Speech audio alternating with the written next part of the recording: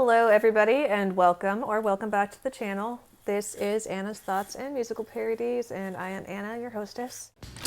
So in a recent community post, I showed you this flyer for the Truth Rally in Washington, D.C. or any of the 50 state capitals that's going to occur on January 6th. And just today I finally looked up the website on that flyer and this is part of what I saw. The website starts out by stating that this is a call to action to what you might call the new Patriot Party. And they are uniting under the hashtag One Loud Voice.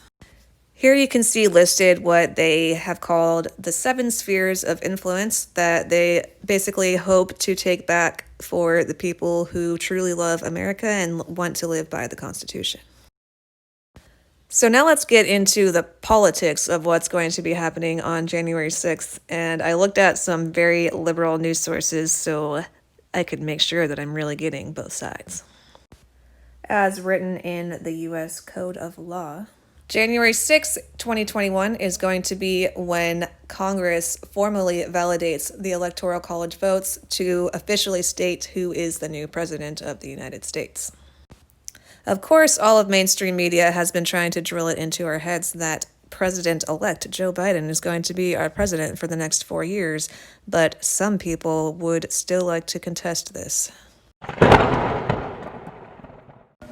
Enter American attorney and politician from Alabama, Mo Brooks. Officially named Morris Jackson Brooks, this Trump-supporting Republican is leading the charge to contest the so-called election of Joseph Biden by voting against electors who they see as invalid due to election fraud, unless there is an immediate 10-day audit of the whole voting scandal. As you may have noticed in the articles that I put up on the screen, which were from CNN and The Sun from the UK, they made statements that insinuated that President Trump and his supporters were kind of making unfounded claims about election fraud, but we know the truth. And ultimately, as the Bible says, it is the truth that will set you free.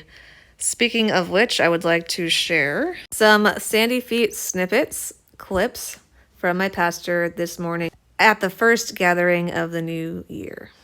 By God to his chosen servants and based upon an accurate understanding of God's self and circumstances. So we're going to look at the vision of this church this morning in 3 focus areas, by the way. We're going to look back a little bit on where we've been, just for a few moments, because some of you are new to the church and you don't know the history. And we're going to look where we are right now. What is God doing right now? What is he telling us that we're at where we're at right now? And then, of course, where are we going to be in the future?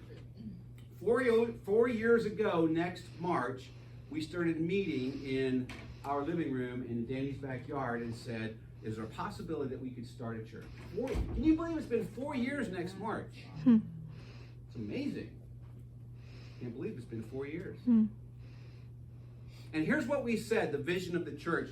We're going to start with some statements. You guys know I love slogans. You know I love statements because it helps us centralize our thoughts.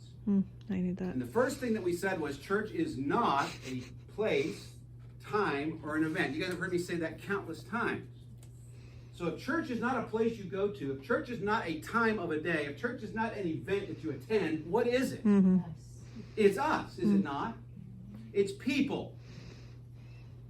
In the Greek, the word church is called ecclesia. What it really means is those who have been called out to be together. It should have looked like in the Garden of Eden in the beginning. That's the gospel. That's the purpose. And so we founded this church on that. So we have a lot of belief statements, as most churches do, but at the bottom, of the beginning of all that, the bottom line is that the gospel is the foundation of this church. Period. End of story. And so because we are brought into this family of God through this gospel that Jesus brought us into, we have a new identity. You know, I think most Christians, if I was to say what they struggle with, most Christians struggle with their new identity. They haven't really figured out who they are. Because here's the thing. We all know, at least in our heads, that it's not our own efforts that got us to a place where we have a relationship with Jesus. And it's not our own efforts that make us right with God. If you're still struggling with that this morning, you're thinking, I got to do more so God will love me more, the gospel says Jesus has already done it all. So quit trying so hard. Do in life as Christians comes out of our being. Our doing comes out of our being. Exactly. What we do comes out of who we are. You guys get what I mean by that?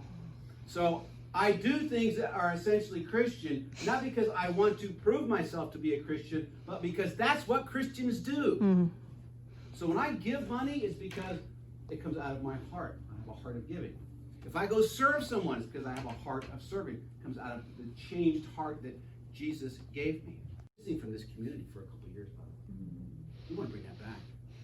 We want to be the place where moms with their kids can come in and share what's going on in their life and get discipled in the midst of all that child raising. God bless you, moms. I couldn't do it. We need to have a place where men and women can come be men and women. Men with men, women with women. Danny's got a great Bible study he started. We're going to start back up with Jane's wine, women, and whatever, getting the women together. We want to make that a priority. Men can come and be men and share what men do. Because I guarantee you, ladies, men are going to share different things when they're around other men than they will with you. It's just the way it is. So Christian men, and even those who are not yet Christians, not yet believers, need to come and share with each other. And here's another thing. I think young people in this community need a church to call their own. I think young people need, and I want to be careful with the words, is not necessarily hip, maybe the wrong word, but relevant. I love that word. We need a place where young people feel like they're relevant, where they're heard, where what they're doing matters, where they're going to get something out of it. They're not walking into a church where a guy from 100 years ago could walk into and feel comfortable. Thank you so much for watching. Have a wonderful night, afternoon, morning, evening, whatever time zone you are in. Please make sure to click the thumbs up since you made it all the way to the end of the video. Subscribe if you haven't yet. Make sure you're subscribed, click the bell, share, all that good stuff. See you next time. Bye.